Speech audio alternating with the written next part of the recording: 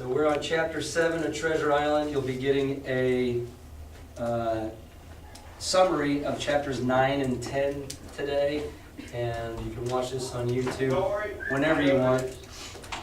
We're going to go ahead and get started. It says, "It was longer than the squire imagined that we were ready for the sea. And none of our first plans, not even Dr. Livesey's, of keeping me beside him, could be carried out as we intended. Things have not gone as planned." Squire said, 2 weeks, 4, 13, 10 days, we'll have a ship. And you're like, awesome. No, it's taken longer than we thought to get things going. It was harder than you thought yesterday to come up with what you needed to buy with a certain amount of money that you've got, right? Solving a problem takes time, takes communication. And Dr. Livesey said, we'll keep Jim next to me. No, sorry Jim, Dr. Livesey had to go. The doctor had to go to London for a physician to take charge of his practice. The squire was hard at work at Bristol. So Dr. Livesey, hey, he's still a doctor. He had to find, hey, I'm going to be gone for a few months. Can you help take care of all the people that I normally take care of? Yeah, we can. So it takes time. What is Squire doing in Bristol? What did he say he was going to go do? He was going to be the one getting the ship. He's going to be the one getting the crew. He's the one getting all the things you did yesterday. He's doing that today, or over the last few weeks. And I lived on at the hall under the charge of old Redruth, the gamekeeper, almost a prisoner, but full of sea dreams and the most charming anticipations of strange islands and adventures. So we've got Redruth. You guys have your notes out because you guys are not just going to be consumers. You're going to be analyzers. Jim is living in the hall. Remember, we have the hall that, here you go. Jack will let you borrow that, right, Jack? Thank you. Jim is living at the hall where they have the library and the fireplace. That's where he's been hanging out. He's hanging out with a guy named Redruth. I always think, for some reason, of Hagrid from Harry Potter, just this big guy with beard and kind of odd. And while I'm hanging out with Redruth, he's the gamekeeper. Squire has like ducks or something, I don't know. Deer, a lion maybe. But he takes care of all the animals of Squire Trelawney. And we've been daydreaming about getting ready to go to this beautiful island. And then on Monday, you guys are going to be designing your own private island, just like he's thinking about what it's supposed to look like. I brooded by the hour together over the map, all the details of which I well remembered. Sitting by the fire in the housekeeper's room, I approached the island in my fancy, in my dreams that is, from every possible direction. I explored every acre of its surface. I climbed 1,000 times to that tall hill they call the Spyglass, and from the top enjoyed the most wonderful and changing prospects. Sometimes the isle was thick of savages with whom we fought, sometimes full of dangerous animals that hunted us. But in all my fancies, nothing occurred to me so strange and tragic as our actual adventures. Foreshadowing. I have all these daydreams of how awesome it's going to be to go to Treasure Island. It was more strange and tragic than I expected. So the weeks passed on till one fine day there came a letter addressed to Dr. Livesey with this addition: "To be opened in the case of his absence by Tom Redruth or young Hawkins." Obeying this order, I found, for the gamekeeper was poor at reading anything but print, the following important news. "Old Anchor Inn, Bristol, March 1st, 17. I'm going to keep the dates from us. Maybe 60, I don't know. "Dear Livesey, as I do not know whether you are at the hall or still in London, I send this in double to both places. The ship is bought and fitted. She lies at anchor, ready for sea. You've never imagined a sweeter schooner. A child might sail her. 200 tons. The name? Hispaniola." You've got a new character, right? The boat is named the Hispaniola. Go ahead and write that down. What kind of boat did they get?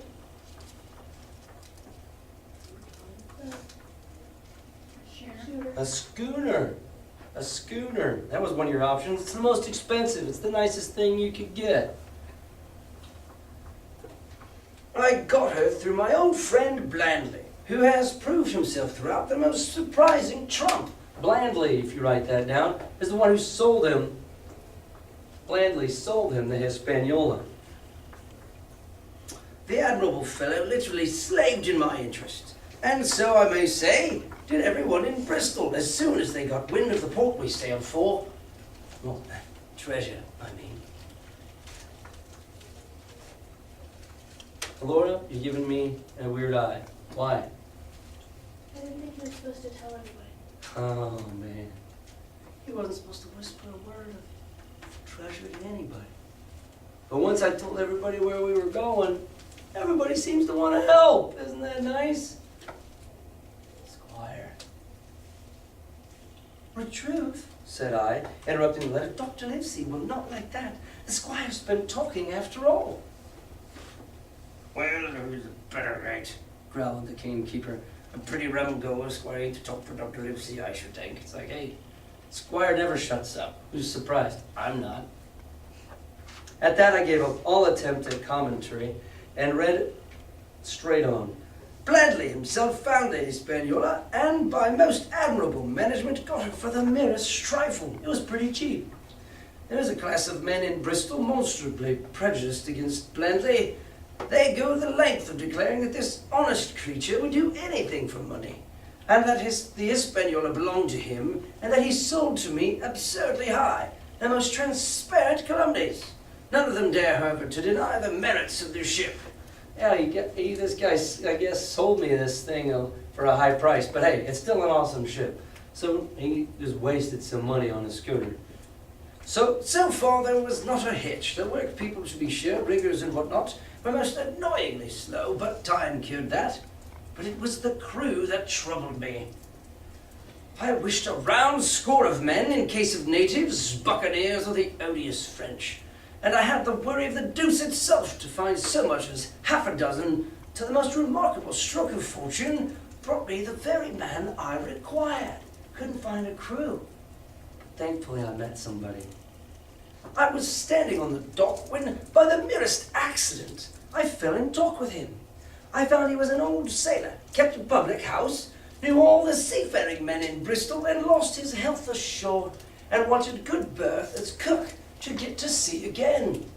He had hobbled there that morning, he said, to get a smell of the salt. I was monstrously touched, so would you have been, and out of pure pity, I engaged him on the spot to be ship's cook.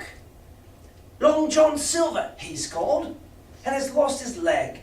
But that I regarded as a recommendation, since he lost it in his country's service under the immortal Hawk. He has no pension, Livesey. Imagine the abominable age we live in. There's this great guy named Long John Silver. He just wants to be the ship's cook. Says he lost a leg, but that was because he was serving under the general, the famous general of the British Navy, Admiral Hawke. So this guy's a great guy. It's great fun. Well, sir, I thought I had only found a cook, but it was a crew I had discovered. Between Silver and myself, we got together in a few days a company of the toughest old salts imaginable. Not pretty to look at, but fellows by their faces of the most indomitable spirit. I declare we could fight a frigate. We could fight a battleship. We're on page 69 if things are in order for you there. Long John even got rid of 2 out of the 6 or 7 I had already engaged. He showed me in a moment that they were just the sort of freshwater swabs we had to fear in an adventure of importance. I am in the most magnificent health and spirits, eating like a bull, sleeping like a tree, yet I shall not enjoy a moment till I hear my old tarpaulins tramping round the capstan. Seaward ho, hang the treasure! It's the glory of the sea that has turned my head. So now, Livesey, come post, do not lose an hour, if you respect me. Let young Hawkins go at once to see his mother, with Redruth for guard, and then both come full speed to Bristol. John Trelawney. So we have He says he wants to wear his old tarpaulins, his old shoes, walking around on the boat. Can't wait, this is so awesome. This guy, Long John, he even helped me get rid of a couple guys that weren't quite good enough. Like, we've got the best crew you can imagine. Postscript. You guys know what postscript means, right? What's post mean? After. What does script mean? To write something written? Written after? P.S. After writing. Oh, if you ever wondered what P.S. meant. What I'm writing after I've written something. Then there's postscript, after the after writing. Postscript, after the after writing. Okay. Postscript. I did not tell you that Blandly, who, by the way, is to send a consort after us if we don't turn up by the end of August, had found an admirable fellow for sailing master. A stiff man, which I regret, but in all other respects a treasure. We have a captain, an awesome guy, he says, but he's kind of mean. Stiff man means he's kind of, doesn't really talk, he just tells people what to do. And he's not very likable. And then Blandly, if you've written down Blandly. Blandly is the guy who sold the ship to us. He's the one, he said he's going to send a consort. He's going to come after us in a couple of months if we don't show up.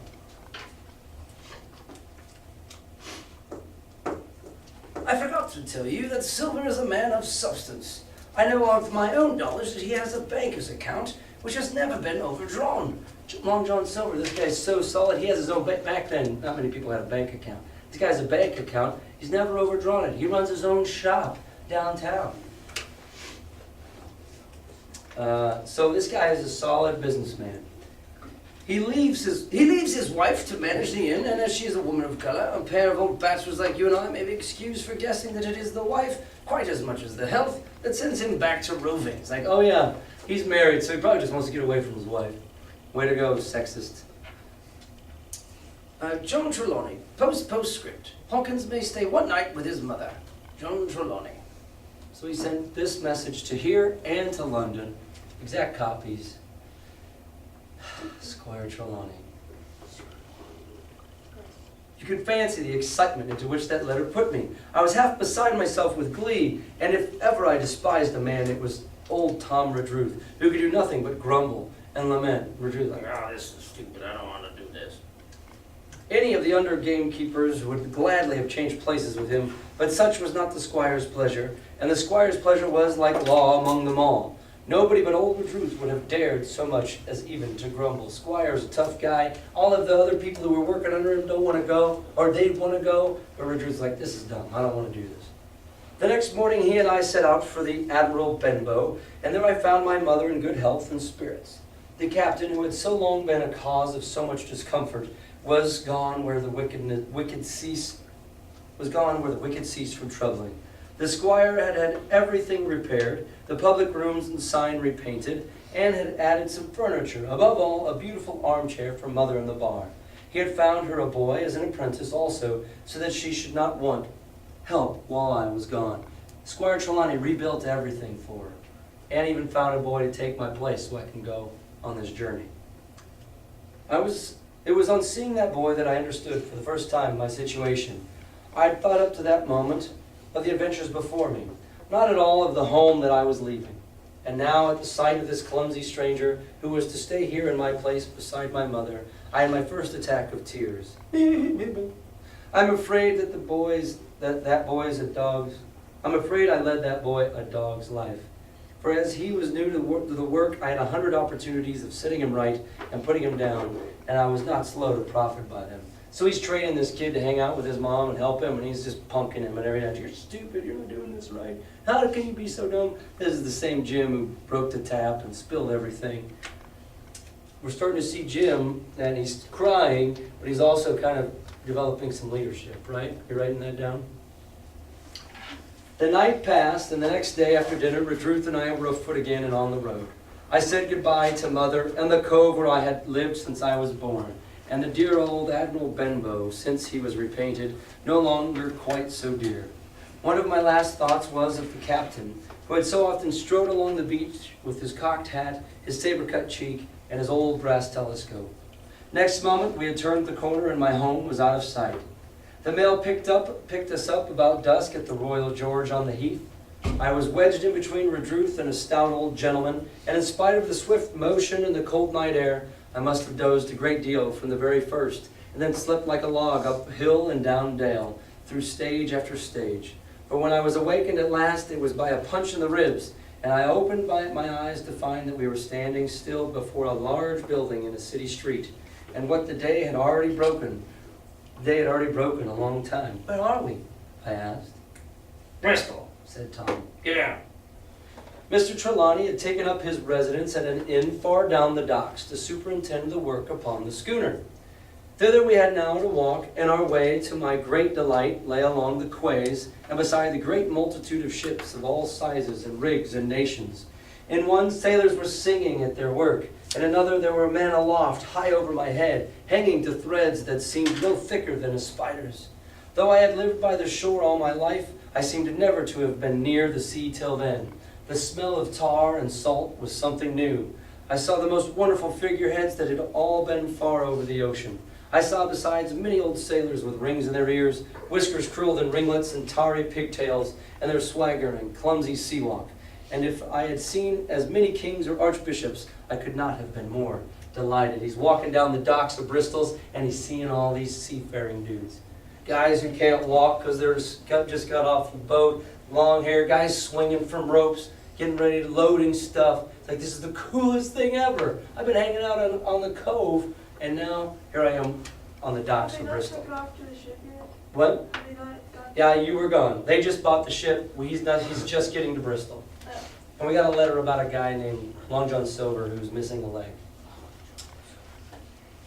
While I was still in this delightful dream, we came suddenly in front of a large inn and met Squire Trelawney, all dressed out like a sea officer in stout blue cloth, coming out of the door with a smile on his face and a capital imitation of a sailor's walk.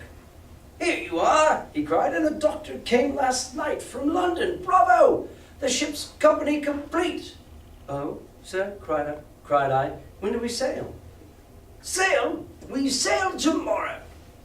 So it's kind of a cool scene. You're going to see that in the movie. Again, the movie you watched the other day, I think the characters are different. I don't really like the doctor in the movie. Yeah, But the scenery and the imagery is awesome. I think they do an excellent job. They do a great job of this scene right here of him walking down the docks of Bristol and looking through that. And so make sure you remember that when you watch that on Tuesday.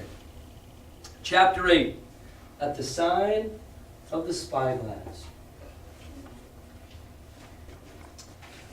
When I had done breakfasting, the squire gave me a note addressed to John Silver. Who's John Silver? He's our sea cook, right?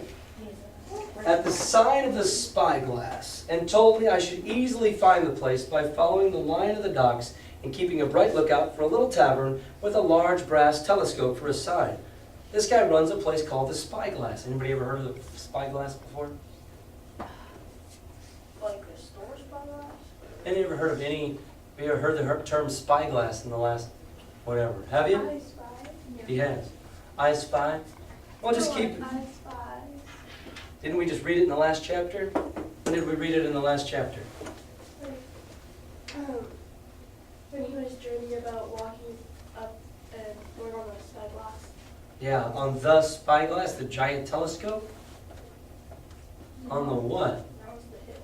Ah, the mountain, the hill, in the middle of Treasure Island. Ah, maybe this is just a coincidence.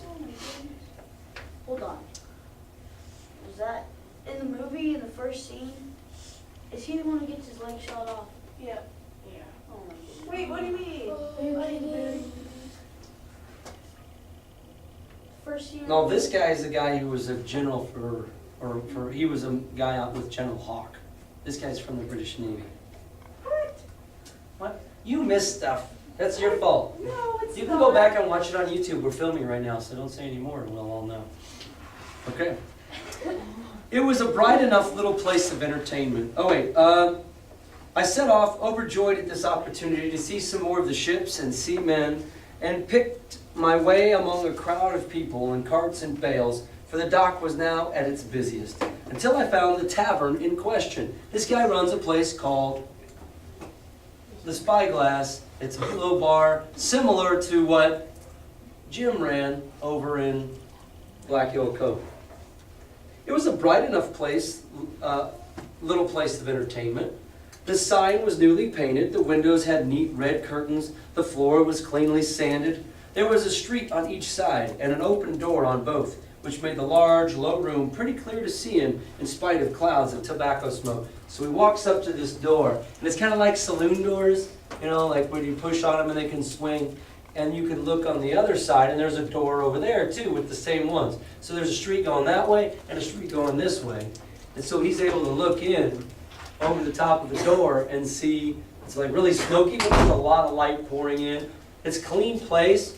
There's red curtains in the windows, so you can tell it's well run. The customers were mostly seafaring men, and they talked so loudly that I hung at the door, almost afraid to enter. As I was waiting, a man came out of a side room, right behind Gavin over there. And at a glance, I was sure he must be Long John. His left leg was cut off close by the hip. You wrote down Long John in your notes, right? And you wrote down he lost his left leg. Under his left shoulder, he carried a crutch, which he managed with wonderful dexterity, hopping about upon it like a bird. What's a bird? Hopping like? Dexterously? It means with great ease. Great dexterity means like he's just a natural. He was very tall and strong, with a face as big as a ham. Plain and pale, but intelligent and smiling. Indeed, he seemed in the most cheerful of spirits, whistling as he moved about among the tables with a merry word or a slap on the shoulder for the more of his favorite guests. He's like, "Oh, hey, go." Now, to tell you the truth, kind of like Gavin here, from the very first mention of Long John in Squire Trelawney's letter, I had taken a fear in my mind that he might prove to be the very one-legged sailor whom I had watched for so long at the old Benbow. But one look at the man before me was enough. I had seen the captain, Black Dog, and the blind man Pew, and I thought I knew what a buccaneer looked like. A very different creature, according to me, from this clean and pleasant-tempered landlord. I plucked up the courage at once, crossed the threshold to the door, right? And you carry your wife over this threshold of the door, that's the threshold, and walked right up to the man where he stood, propped on his crutch, talking to a customer. I'm like, oh, that must be Long John. So I walk up to him, and I hand him the note. "Mr. Silver, sir?" I asked, holding out the note. "Yes, my lad. Such is my name, be sure. And who may you be?" And when he saw the squire's letter, he seemed to give something almost like a start, like, "Oh, he said quite aloud, and offering his hand. "I see, you're our new cabin boy. How pleased I am to see you." And he took my hand in a firm, large grasp. Just then, one of the customers at the far side rose up suddenly and made for the door. It was close by him, and he was out in the street in a moment. But his hurry had attracted my notice, and I recognized him at a glance. It was the tallow-faced man, wanting 2 fingers, who had come first to the Admiral Benbow. "Ah!" I cried, "stop him! It's Black Dog!" "I don't care 2 coppers who he is," cried Silver, "but he hasn't paid his score. Hey, run and catch him!" He hadn't paid his score, he hadn't paid his bill. "Run, go on and catch him!" One of the others, who was nearest the door, leaped up and started in pursuit. "If he were Admiral Hawke, he shall pay his score," cried Silver, and then, relinquishing my hand, "Who'd you say he was?" he asked. "Black what?" "Dog, sir," said I. "Has Mr. Trelawney not told you of the buccaneers? He was one of them." "So, in my house?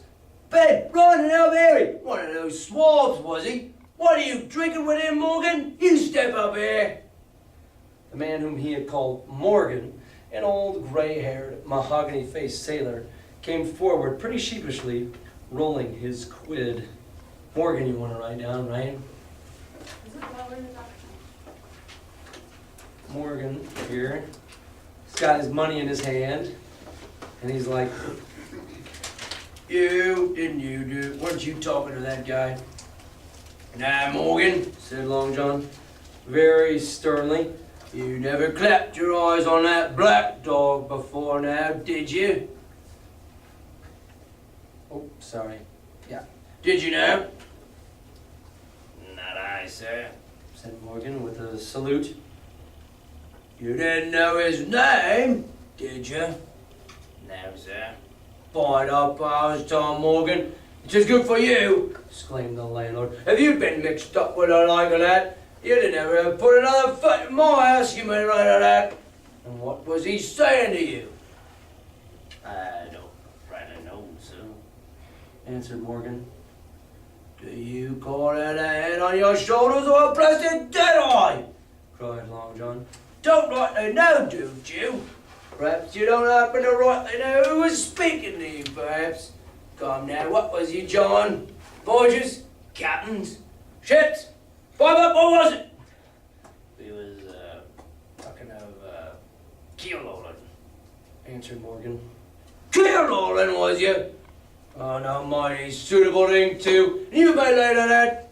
Get back to your place for the love of Tom. Kind of a weird interaction there. But he says they were talking about keel hauling. What the heck is keel hauling? Well, the keel of a boat is like the spine. It's this line underneath the boat all the way up here. So that's keel. Hauling means you haul someone, right? Pull on something, drag it, whatever. Well, what they do is they take a piece of string, or rope if you want to call it that. You take a rope, and if you did something wrong, they tie your arm on one side, then they tie your other arm here, and then they take it and throw it over the front of the boat, like a big lasso. Okay? With you tied on it? With you tied on both ends. Then what they would do is they take you to the edge and throw you over the edge. And then they pull this one and haul you under the boat, dragging you up against barnacles. Underwater, if you can hold your breath for that long, maybe they'll get tired and take a break. And then they'll start pulling you up again, dragging you up along the boat. If you're alive, you live. If you survive all the cuts and scrapes, way to go. You've just been keel hauled. That's what they were talking about. Okay? Pretty intense. You ever heard of keel hauling before? Pretty crazy. Yeah, that's pretty intense. So he's like, good thing that's what you were talking about, because that's what I would do. That's what I'm going to do to that guy. And then as Morgan rolled back to his seat, Silver added to me in a confidential whisper. It's like, there goes Morgan sitting back down. And he gave me a whisper that was very flattering, as I thought. It's quite the honest man, told Morgan. Only stupid. And now he rang on a lot. Let's see here.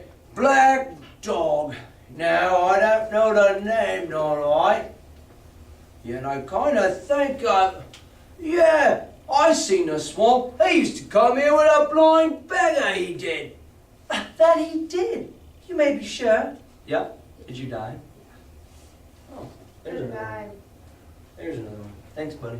I'm glad there's a book, too. We're on page 79. I knew that blind man, too. His name was Pew. It was! Cried Silver, now quite excited. Pew! That was his name for certain. Oh, he looked a shark, he did. If we run down this Black Dog now, there'll be news for Captain Trelawney. Ben's a good runner. Few seamen run better than Ben. He should run him down hand over hand by the powers. He talked that keel hauling. Did he all keel haul him? All this time he was jerking out these phrases He was stumping up and down the tavern on his crutch, slapping tables with his hands, giving such a show of excitement as would have convinced an Old Bailey judge or a Bow Street runner. My suspicions had been thoroughly reawakened on finding Black Dog at the spyglass, and I watched the cook narrowly. It's like, why would a pirate be here if this isn't the seafaring man with one leg? But he was too deep, too ready, and too clever for me, and by the time the two men had come back out of breath and confessed to me that they'd lost the track in the crowd and been scolded like thieves, I would have gone bail for the innocence of Long John Silver. "See here now, Hawkins," said he. "Here's a blessed odd thing on a man like me now, ain't it? There's Captain Trelawney. What's he to think? Here I have this confounded son of a Dutchman sitting in my own house, drinking of my own rum. Here you come and tells me of it plain, and here I let him give us all the slip before my blessed deadlights. Now, Hawkins, you do me justice with the captain. You're a lad, you are, but you're smart as paint. I see that when you first came in. I still don't know what that means. I don't know if it means he's smart or if it means he's dumb. Maybe it depends on what you're trying to say. But right now it's like, you're smart as paint, like you're fresh. You can handle this. Maybe.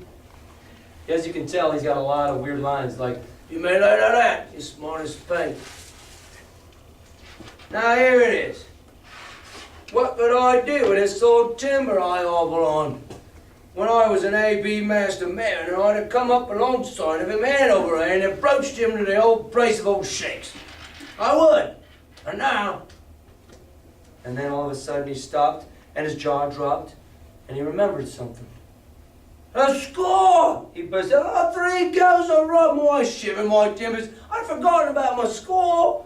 And falling on the bench, he laughed until the tears ran down his cheek. I couldn't help joining him. We laughed together, peal after peal, until the tavern rang again. "What a precious sea cap for him," he said at last, wiping his cheek. "Oh, you and me should get on well, Hawkins, for I'll take my Davy I should be rated ship's boy. But come now, stand and go about. This what do duty is duty, messmates. I'll put on my old cocked hat, step along with you and Captain Trelawney, and report this here affair. For mind you, it's serious, young Hawkins, and neither you nor me's come out of it with what I should say is so bold to call credit. Nor you neither, says you. Not smart, not one of the pair of us smart, but my dash, my buttons, that's a good one about my score." And he began to laugh again, and that so heartily that, though I did not see the joke as he did, it's not really that funny. The guy robbed you of 3 glasses of rum, but I guess that's funny. I don't know. And what did Long John say here? He's like, "Man, both of us look pretty dumb here. Can't believe we let that guy get away." We're going to go and tell the truth, right? Let's go tell the truth about what really happened. Is we both let this guy get away, and you saw him, and I didn't, and I tried to get him. We got to go face straight up, because otherwise you're going to think that I'm one of these bad guys.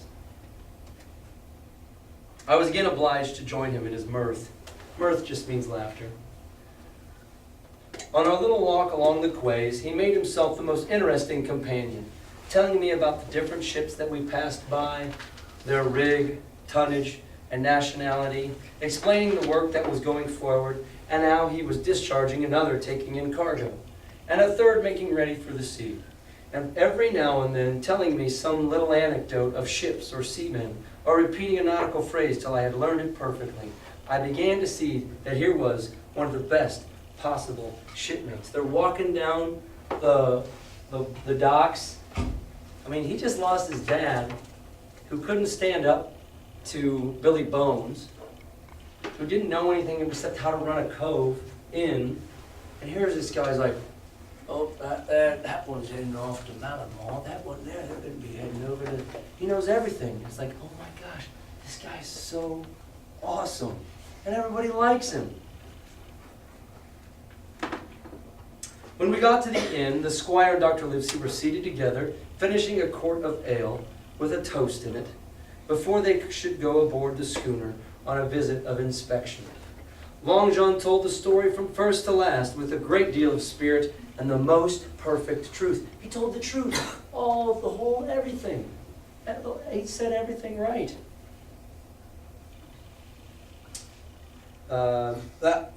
He's the most perfect truth. That was how it were, wasn't it, Hawkins? He would say now and again, and I could always bear him out and tell him, yeah, that's exactly what happened. The two gentlemen regretted that Black Dog had gotten away, but we all agreed that there was nothing to be done.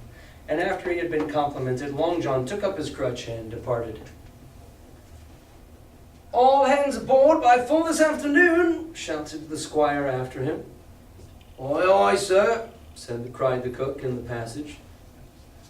"Well, squire," said Dr. Lindsay, "I don't put much faith in your discoveries as a general thing, but I will say this. John Silver suits me."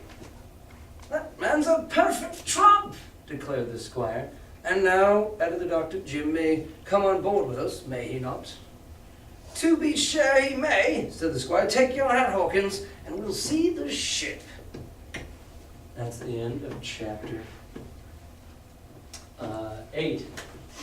So, Long John Silver, we meet him. That might be my second favorite chapter in the entire book. Love Long John Silver, getting to meet him in that saloon. But we are going to move on to a couple of summaries for chapters 9 and 10 today. I have them up here. I think they're loading up. Chapter 9 is about climbing up on the onto the Hispaniola, and we get to meet Captain Smollett. Oh, that's not what I needed.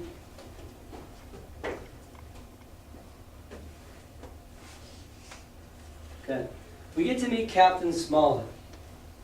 And if you turn to page 84 on your iPad, or it's page 2, it has Squire Trelawney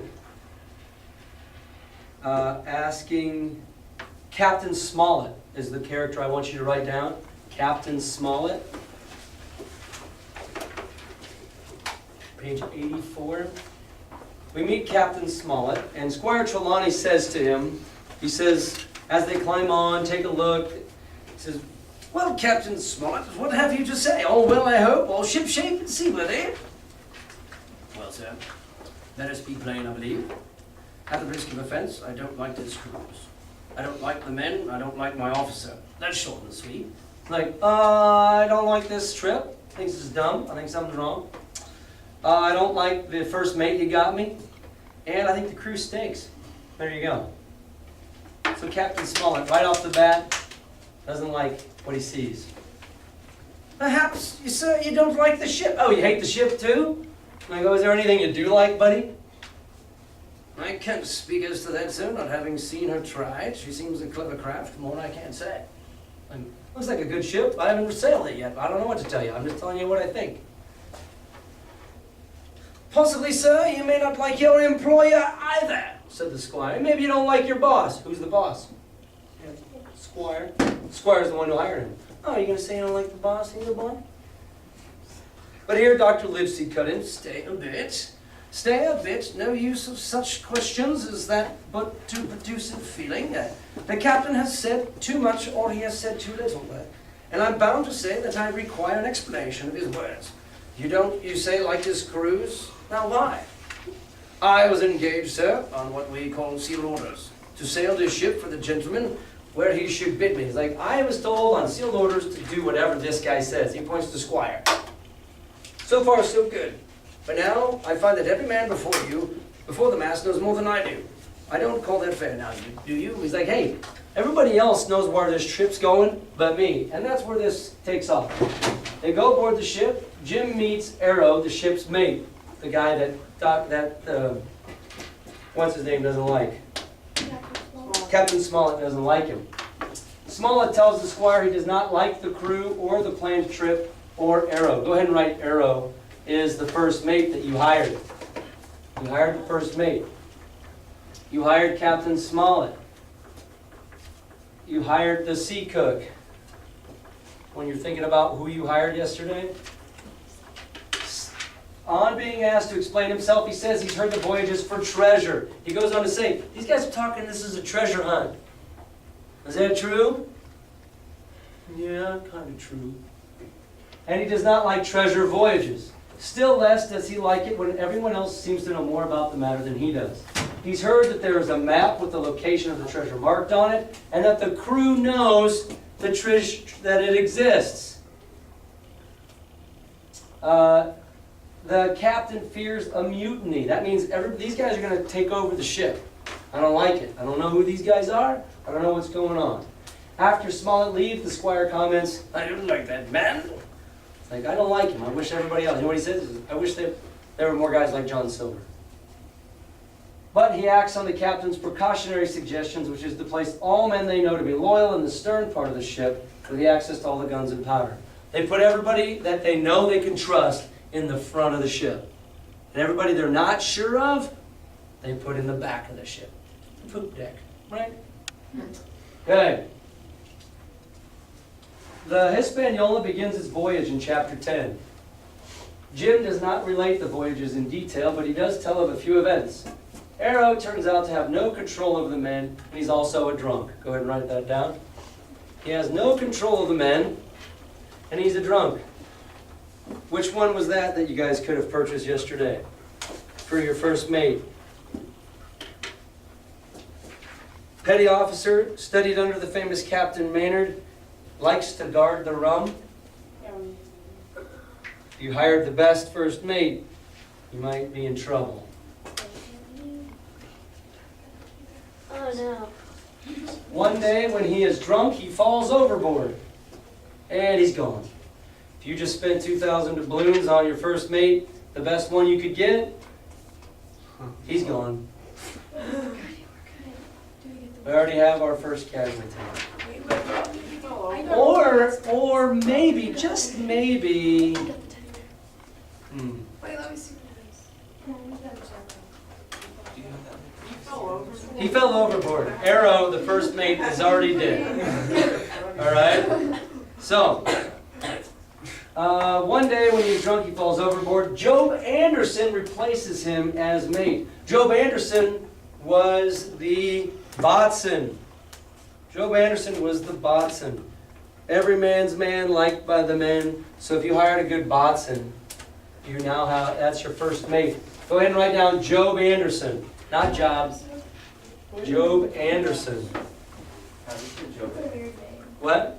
Job A, I suppose you can remember that. I think they call him Anderson later. J-O-B, like Job. Or like the book Job. In contrast to Arrow, Silver is liked and respected by the men. Nobody liked Arrow, but everybody likes Long John Silver. You want to put that on there? Everybody likes Long John Silver. Squire, Dr. Livesey. Silver is always kind to Jim. Silver is always kind to Jim. And he kind of brings him under his wing. All right? He brings him under his wing. And I wanted to give it a little look at that today. That's going to be...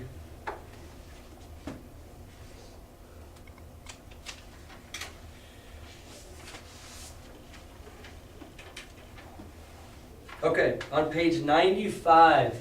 Go to page 95. It's the one with the picture of Long John Silver. Go to that page, please. And it says he does have a parrot named Flint. He has a parrot named Flint. And keeps him in a cage. All right? Interesting. So yeah, you want to put parrot named Flint. Parrot named Flint. So if you have if you find the picture of Long John, I'm going to read from that page. He was a great confidant of Long John Silver, and so the mention of his name leads me to speak on that Job Anderson was good friends with this who we're talking about. And says that leads me on to speak of our ship's cook, Barbecue, as the men called him. The guys call him Barbecue. Who do they call Barbecue? Long John Silver. He's the cook, so they call him Barbecue. Aboard ship, he carried his crutch by a lanyard around his neck. So he's got a rope around his neck that holds on to his stick. He does not have a peg leg. He just has a crutch. Okay? Aboard ship, he carried his lanyard his crutch by laying around his neck to have both hands free as possible. It was something to see him wedge the foot of the crutch against the bulkhead, propped against it, yielding to every movement of the ship, get on with his cooking like someone safe ashore. Like everything's going, and he just looks like a cyborg. Still more strange was it to see him in the heaviest of weather cross the deck. He had a line or two rigged up to help him across the widest spaces. Long John's earrings, they were called. And he would hand himself from one place to another, now using the crutch, now trailing alongside by the lanyard, as quickly as another man could walk. They actually put strings or ropes all across the ship to help him pull himself along, especially during bad storms. Yet some of the men who had sailed with him before expressed their pity to see him so reduced. He's no common man, Barbecue. Said the coxswain to me. He's had a good schooling in his young days and can speak like a book when so minded. And brave, a lion's nothing alongside of Long John. I seen him grab the four and knock their heads together, him unarmed. The coxswain's like, that dude is awesome. That dude is awesome. And the fact that he lost his leg, I mean, it's too bad. Stick with me. All the crew respected and even obeyed him. He had a way of talking to each and doing everybody some particular service. To me, he was unwearily kind and always glad to see me in the galley, which he kept as clean as a new pin. The dishes hanging up burnished, his parrot in a cage in the corner. Come away, Hawkins, he would say. Come and have a yarn with John. Nobody more welcome than yourself, my son. Sit you down and hear the news. Here's Captain Flint. I calls my parrot Captain Flint after the famous Buccaneer. Here's Captain Flint predicting success to your voyage. Wasn't you, Captain? And the parrot would say with great rapidity, Pictures of 8, pictures of 8, pictures of 8. till you wondered till it wasn't out of breath, or till John threw his handkerchief over the cage. Shut up. Now that bird, he would say, is maybe 200 years old, Hawkins. They live forever, mostly. And if anybody's seen more wickedness, it'd be the devil himself. She sailed with England, the great Captain England, the pirate. She's been at Madagascar, and Malabar, and Suriname, and Providence, and Portobello. She was at the fishing up the wrecked plates ship. It's there she learned pieces of 8, and little wonder, 350,000 of them, Hawkins. She was at the boarding of the Viceroy of the Indies out of Goa. She was, and look at her, you would think she was a baby. But you smoked powder, didn't you, Captain?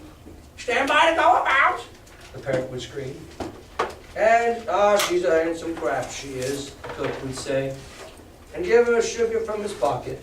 and the bird would peck at the bars and swear straight on, passing belief for wickedness. The parrot would start dropping F-bombs and S-bombs and whatever you can think of. And he's like, well, yeah, she's got a big mouth, dirty potty mouth on her, sorry about that. So I encourage you to finish chapter 10 just to see a little bit more about Long John Silver. I wanted to cover that. We'll start with chapter 11 tomorrow. Have a great day. Maybe you'll never-